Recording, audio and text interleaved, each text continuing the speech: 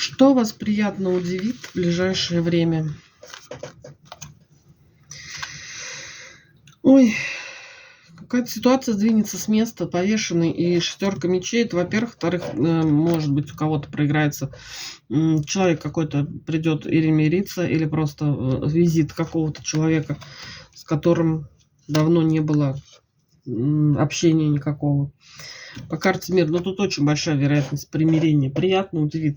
С кем вы так хотите примириться или увидеться? Ну, человека, от которого вам хорошо. Хорошие эмоции, ну, видимо, там, может быть, и любовь, это может быть и дружба такая очень, и родственные связи. В общем, какой-то человек приедет, объявится, напишется, с которым, ну, тут и реально любовь любовная, с которым есть чувство, несомненно. Ну, по карте мир издалека, может быть, еще.